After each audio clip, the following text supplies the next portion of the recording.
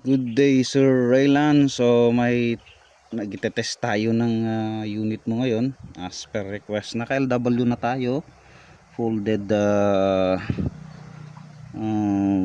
buttstock. Test natin tong unit mo. Though incomplete po yung isang unit, yung unit ninyo, trying hard pa rin tayo para maganda yung maganda pa rin yung groupings nito. Okay, saan tayo? Eto, subukan natin 5 shot dyan. Basta pansinin na lang natin yung kanyang groupings sa mga ka-air gun. Yung POI, yung point of impact, malamang paiba-iba, pero okay lang yan, or iba yung POI nya, I should say, sa sinisipat ko sa aking scope. Kasi ang main goal lang natin is tune lang natin initial tune, kasi wala po papakita ko mamaya, wala pa po siyang carbon fiber shroud, silencer, etc po, kasi ang unit na to is incomplete na may papadala kay Sir Raylan. So ito na, mahangin ngayon mga kaibigan. Firing, hitting left, unresize, unsort, basta straight from the box po yung ating pellet. Okay, magalaw yung shooter, puwan pa rin natin.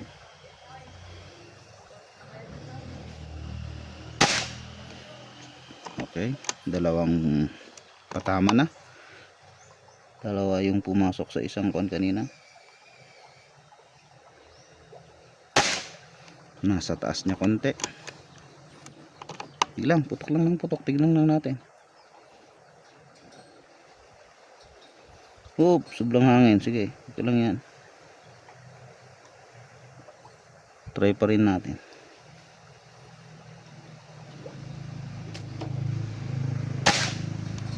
Okay,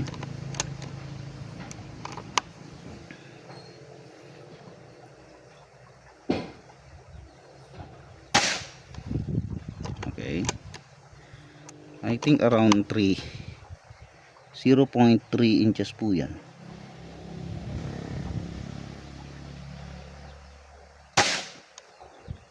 Okay, pulot lang tayo ng pulot dito sa box, wala nang pake kung yupi-yupi yung skirt. Maganda rin yan para masubukan natin kung gaano katindi itong LW natin. Okay, so mamaya i-measure ko yan, i-edit ko, papakita ko rin dito sa screen. Mga paputok yan, patama ng mahangin na situation, at incomplete po yung setup nya. Napaka importante yung barrel, kasi hindi. Okay, putok muna tayo.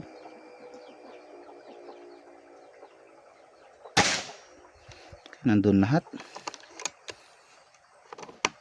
hindi naman siya maganong makalat.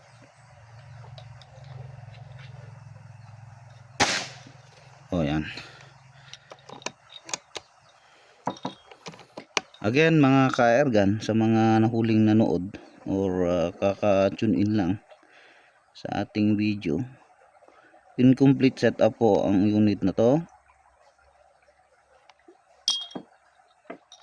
Parang initial tuning lang to mga kaibigan, hindi to yung pinaka final na tuning. Papakita ko mamaya, tatanggalin natin yung kanyang cell pen dito sa side cam.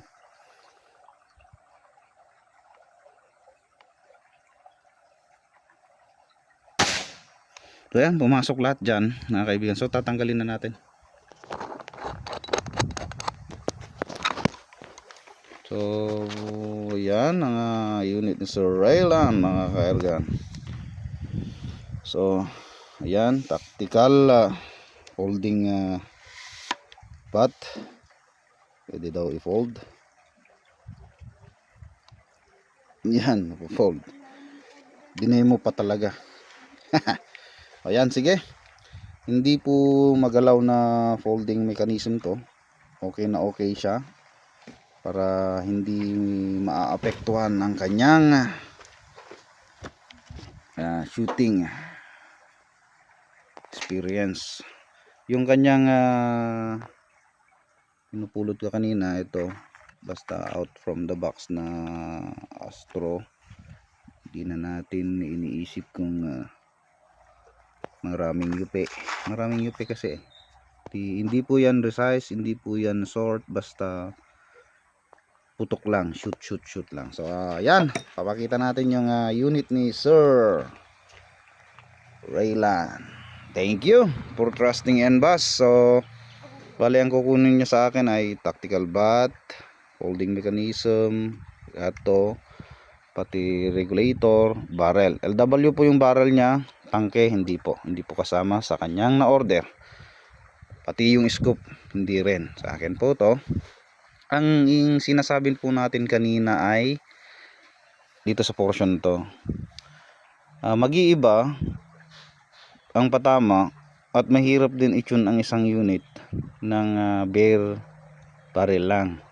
Pero pwede pa rin naman, pwede namang i-tune talaga maigi. Pero hindi nga lang natin alam kung anong gagawin ni Sir Raylan pagdating na ng unit sa kanya. Maaring lalagyan niya sa later on ng shroud kasi meron din siyang shroud daw.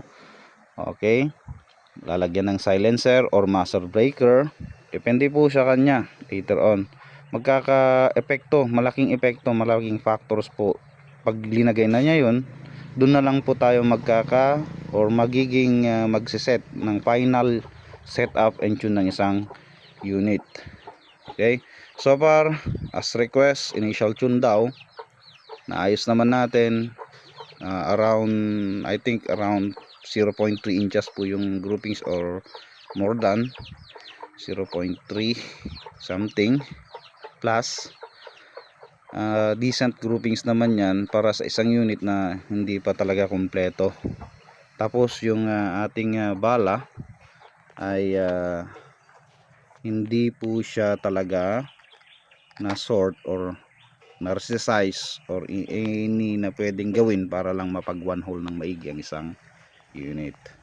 So ayan Sir Raylan, babalutin na po natin to, and thank you for trusting NBAS. Ipo-fold nga natin konti, pakita nga natin yung folding mechanism ng kanyang unit. So ayan, fold na ganyan, ayun, babalutin na lang. Thank you sir.